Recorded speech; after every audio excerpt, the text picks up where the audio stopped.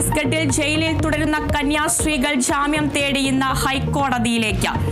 ഛത്തീസ്ഗഡ് സർക്കാരിന്റെ നിലപാട് നിർണായകമാവും. ജാമ്യാപേക്ഷയെ എതിർക്കില്ലെന്ന കേന്ദ്ര ആഭ്യന്തരമന്ത്രി അമിത്ഷായുടെ ഉറപ്പിൽ പ്രതീക്ഷ. കന്യാസ്ത്രീകൾ ജയിലിലായിട്ട് ഇന്നേക്ക് 8ാം ദിവസം.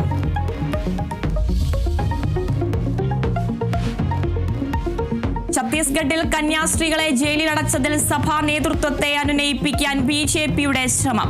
സംസ്ഥാന അധ്യക്ഷൻ Rajeev Chandrasekhar CBCA president Mar Andrews താഴത്തിനെ കാണും. ചർച്ചകൾക്കായി ഛത്തീസ്ഗഡിൽ തുടർന്ന് സംസ്ഥാന സെക്രട്ടറി അനൂപ് ആന്റണി. 5 അംഗ UDF MP സംഘം ദുർഗിലെത്തും. കന്യാസ്ത്രീകളെ ജയിലിൽ സന്ദർശിക്കാൻ CPIM നേതാക്കൾ.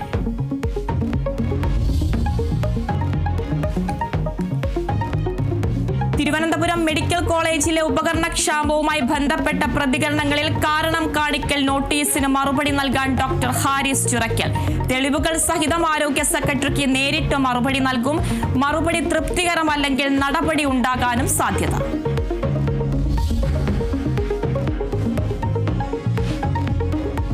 ധർമ്മസ്ഥലയിലെ മണ്ണ് നീക്കിയുള്ള പരിശോധന വേഗത്തിലാക്കാൻ അന്വേഷണ സംഘം ഇന്ന് വനമേഖലയ്ക്കുള്ളിലെ പോയിന്റുകളിൽ പരിശോധന നടത്തും.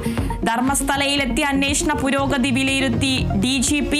തെളിവെടുപ്പുമായി ബന്ധപ്പെട്ട വിവരങ്ങൾ അതീവ രഹസ്യ സ്വഭാവത്തിലായിരിക്കണമെന്ന കർശന നിർദ്ദേശം. സ്വകാര്യ വ്യക്തികളുടെ എസ്റ്റേറ്റുകളിലുള്ള പോയിന്റുകളിൽ കോടതി അനുമതിയോടെ പരിശോധന തുടരും.